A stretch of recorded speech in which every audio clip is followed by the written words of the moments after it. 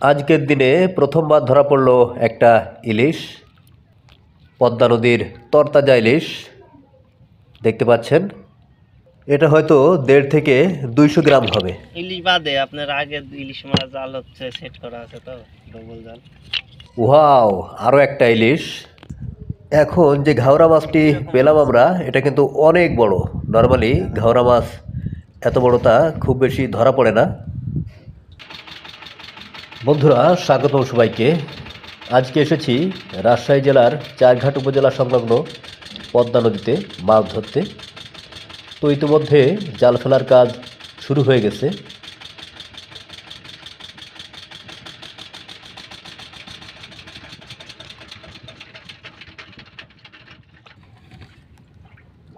পুরো জাল নদীতে ফেলা হয়ে গেল, এখন অপেক্ষার পালা।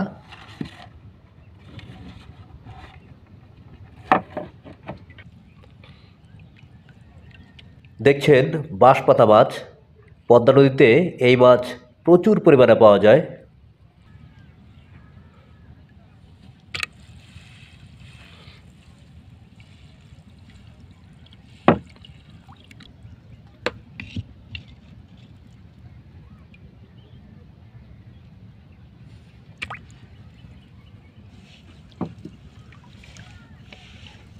এখনো পর্যন্ত যা পেলাম সবই বাঁশপাতা মাছ।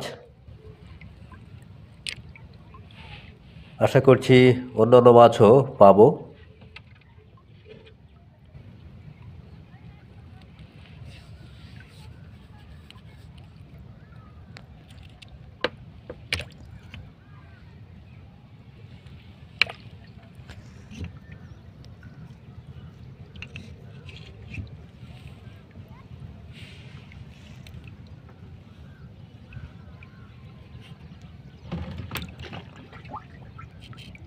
বাঁশপাতা মাছগুলো দেখতে যেমন ঘাওড়া মাছের মতো, স্বাদও খানিকটা ঘাওড়া মাছের মতো।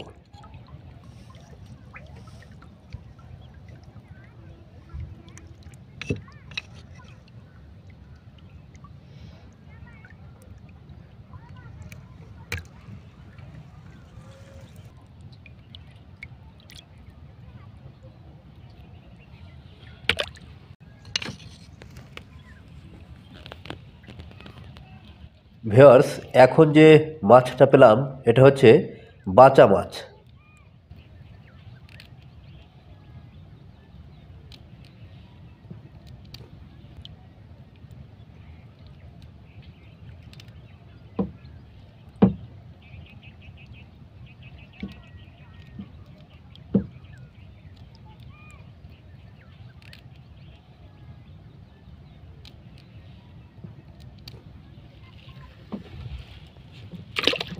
ইলিশ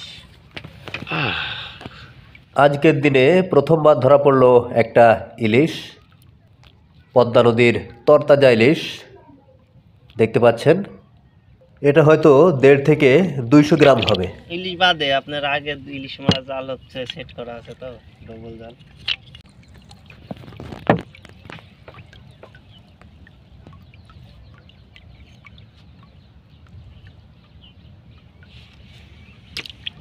এই হচ্ছে আজকে ধরা সমস্ত মাছ। ওয়াও, আরও একটা ইলিশ। এটা আগেরটার চেয়ে একটু বড়। পাতাও বাঁধবি, ইলিশও বাঁধবি।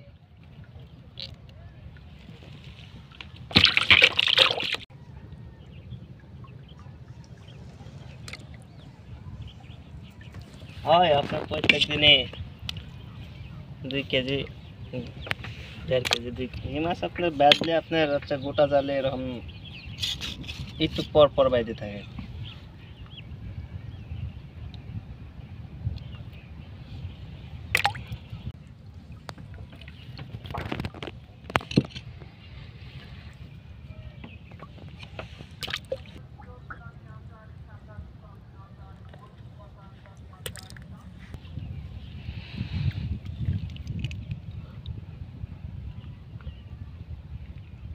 এটি খাইরি ওটি ছিল বাস।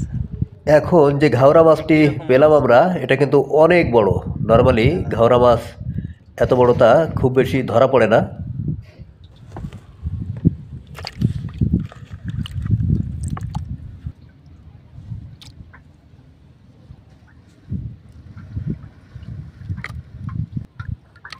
আজকের দিনের তৃতীয় ইলিশ মাছ।